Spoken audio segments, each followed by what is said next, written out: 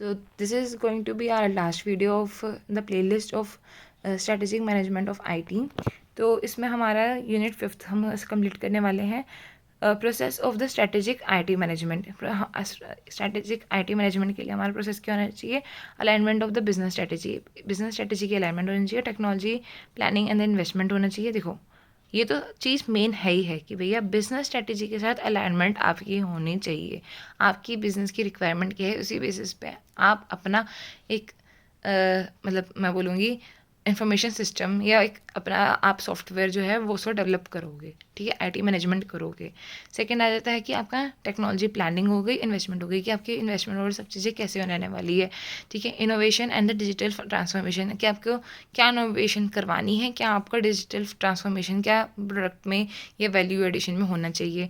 Change management, की अगर आपको चेंज लेकर के आ रहे हो तो उसको कैसे आप मैनेज करोगे अपने करंट ऑर्गेनाइजेशन में, तो उन सब चीज़ों के लिए आप आ जाते हैं, ठीक है। उस 5th आ जाता है performance measurement and the continuous improvement, कि भैया आप बाद में कंटिन्यू अपना परफॉर्मेंस को मेजर करते रहेंगे, और अगर आपको लगे जहाँ जहाँ पे स्कोप लगेगा फर्दर इंप्रूवमेंट का, तो वहाँ भी आप इंप्रूवमेंट करते रहेंगे।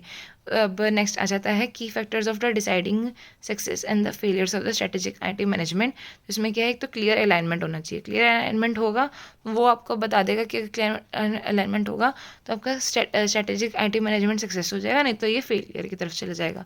एडिक्वेट रिसोर्सेज होंगे, मतलब यहाँ पर आ जाता है कि आपके पास इन्वेस्टमेंट के लिए फाइनेंशियल सपोर्ट और रिसोर्सेज हैं, तो आप अच्छे से अपना आईटी मैनेजमेंट करवा पाएंगे, अदरवाइज आप नहीं करा पाएंगे। इफेक्टिव लीडरशिप आ जाता है कि ठीक है।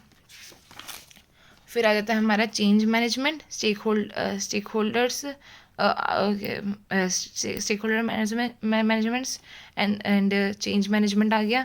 तो अब चेंज मैनेजमेंट अगर ढंग से कर पाते हैं, ठीक है, जैसे इसमें हमारे हो जाता है ना चेंज रेजिस्टेंस होते हैं, और जो बहुत ज़्यादा चीज़ें प्रॉब्लम्स होती हैं within the organisation at the time of the change, तो वो चीज़ अगर आप ढंग से नहीं करा पाते तो आप जितना मर्जी अच्छा सा आईटी सेटअप करवा लो, जितना मर्जी आप अच्छा इन्फॉर्मेशन सिस्टम लगवा लो, आप अपना ऑर्गेनाइजेशन को सक्सेसफुली उसमें इम्प्लीमेंट और एग्जीक्यूट नहीं कर पाओगे।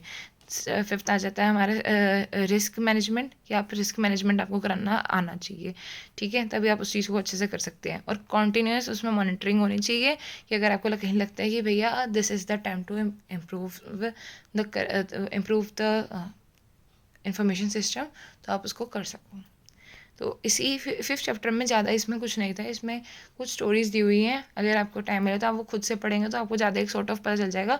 अदरवाइज़ नहीं तो ये सब चीज़, इस चीज़ का मैंने आपको एक क्रक्स दे दिया है जिसमें आप कुछ भी बना सकते हैं, ठीक है। तो all the best for your exam.